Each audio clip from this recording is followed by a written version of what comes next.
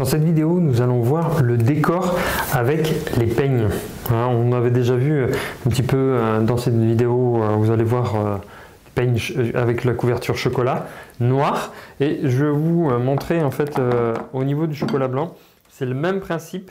Et vous puissiez voir un petit peu comment ça se passe pour faire justement un décor peigne simple. Donc tout simplement, démarrer avec une épaisseur de couverture au début pour que vous puissiez étaler ensuite la quantité selon votre besoin.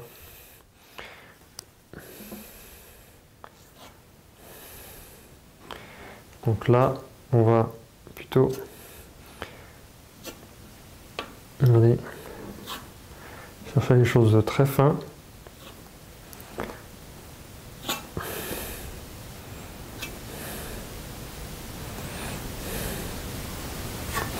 Alors si vous voyez que c'est trop fin par exemple, n'hésitez pas, vous remettez, mais c'est pour vous montrer vraiment la technique. Donc, vous prenez votre peigne et bien attention aux inclinaisons. Donc là je le prends le côté large, donc c'est pas trop important, mais je pourrais très bien prendre celui-là, ils sont pas profonds, et celui-ci ils sont profonds, et celui-ci c'est pas profond, donc plus aller vraiment dans cette hauteur là plutôt que pencher, parce que sinon l'épaisseur ne sera pas respectée.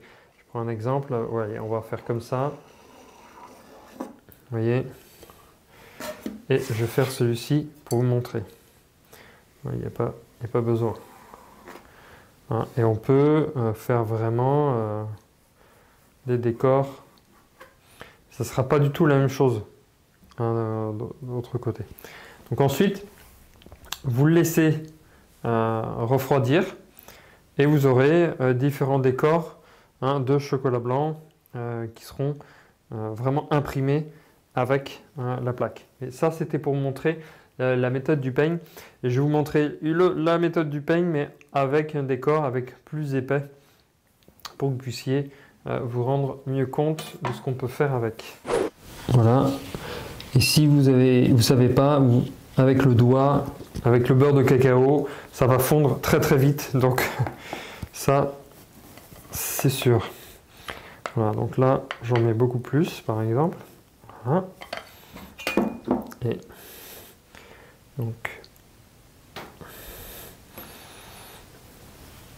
ensuite, voilà, j'étale par rapport aux besoins.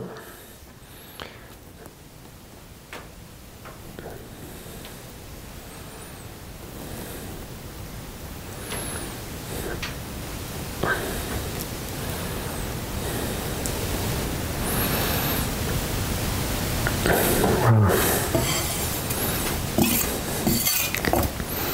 Alors, en général, c'est un coup de main à prendre, mais quand vous étalez, essayez d'étaler vraiment de façon souple, sans faire des à-coups en haut, en bas, mais essayez d'être le plus droit possible.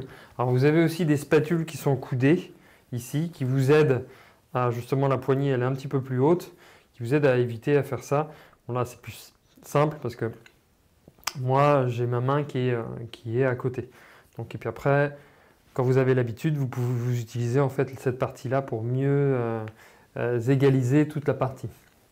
Voilà, ça c'est après un coup d'habitude de poignée, je dirais. Donc là, il faut vraiment que le chocolat soit refroidi. Alors pas complètement, mais comme la méthode vraiment où c'est juste avant que ce soit vraiment ferme. Parce que quand c'est ferme, c'est trop tard, bien évidemment. Mais en fait, où vous sentez, comme je disais, vous posez vos doigts et ça ne colle pas, mais c'est encore souple pour que vous puissiez l'enrouler, pour que vous puissiez décorer, couper, pour que vous ayez une coupe nette. Alors là, ce que j'ai fait à l'instant, voilà, je l'ai fait parce que c'était très très fin au niveau de l'épaisseur. Mais il faut vraiment attendre un petit peu avant de pouvoir découper et faire ce genre de choses. voyez, donc là, il faut attendre encore un peu pour pouvoir découper. En tout cas, faire vos dessins. Et une fois que les dessins sont bons, on peut mettre ça au frais pour bien pour que ça refroidisse et que le beurre de cacao se fige très très vite avec le chocolat. Hein. Là, je vais faire des stries. Vous voyez, là, ça commence déjà à prendre bien comme il faut. Et sur le côté droite, je vais essayer de faire plutôt quelque chose. Alors, bien tenir votre feuille. Voilà, et je vais le faire. Je vais en faire comme ça. J'enlève le surplus.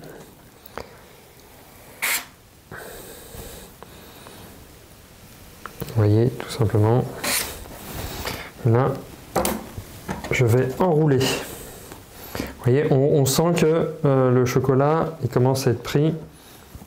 Il commence à être bien froid. Alors, là, il y a deux choses. C'est soit on en fait deux comme ça, et puis l'autre, on fait la même chose. Vous voyez, on peut très bien s'enrouler. Voilà. Et mettre du scotch. Voilà, pour avoir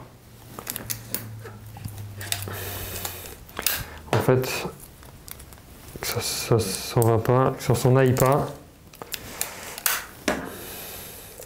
Voilà, pour vraiment que ça fasse deux tuyaux en fait. Et vous allez voir pourquoi ensuite. Vous voyez, hein, que ça fasse vraiment quelque chose d'assez sympa après en déco. Si vous avez peur que ça se décolle, n'hésitez pas. Hein, moi, des fois, j'hésite pas trop. Parce qu'on a les mains grasses de beurre de cacao, enfin de chocolat, beurre de cacao. Et donc, quand on met ses mains sur le scotch, eh bien, ça s'en va. Voilà. Et maintenant, en fait, je vais mettre directement au frais pour que tout ça, ça puisse se solidifier. Donc voilà, j'ai sorti la décoration donc, au frais. Qui est bien solide, et donc on va pouvoir démouler délicatement. Alors vous voyez, c'est très fin, et donc là ça permet de voir quand c'est fin. Vous voyez, des fois ça peut arriver que toute la décoration en fait elle ne se fiche pas en fait sur le chocolat. Voilà, donc, mais pas été assez rapide au niveau du froid. Donc vous pouvez constater les différentes lamelles, les différentes décos que l'on peut faire, des petites vagues, voyez, hein, que nous pouvons après décorer. Alors sur cette partie-là, vous voyez, ça veut dire que c'était pas assez important. Je n'ai pas appuyé assez, pas assez insisté. Mais ça vous permettra de découper et faire des petites décos avec toutes simples. Pour ce qui est parti, donc là, et puis vous pouvez le réutiliser, hein, tout simplement. Donc voilà. Là, je prends un couteau, hein, donc un cutter, pour vraiment couper le scotch. Hein. Voilà,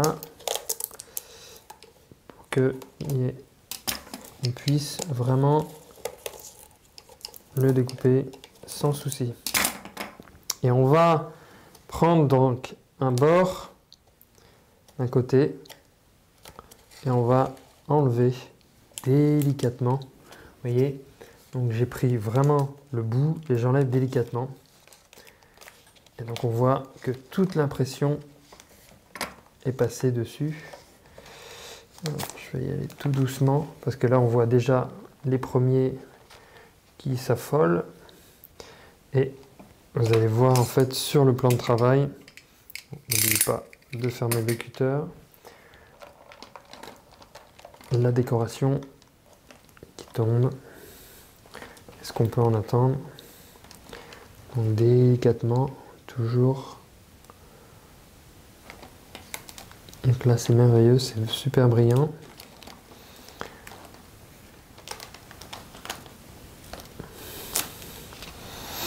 Voilà. Vous voyez, donc vous avez des demi-cercles, des décorations que vous pouvez utiliser ensuite après sur vos gâteaux ou sur vos décors. Donc vous voyez, là ça permet de faire des séparations sur des grandes tiges. Alors ça c'était la décoration, vous vous rappelez, juste avant en diagonale. Donc en diagonale vous avez des grandes tiges et quand vous les vrillez, ça vous donne, vous voyez, cet effet de vrillage directement. Donc si on l'aurait fait tout simplement plat, ça aurait fait juste des tiges, voilà, un petit peu comme celle-ci, vous voyez, hein, tout simplement. Et là, ça vous permet d'en avoir plusieurs et que vous pouvez délicatement couper et décorer comme vous le souhaitez, vous voyez. Voilà. Ça vous permet vraiment d'avoir des belles décorations sur vos supports.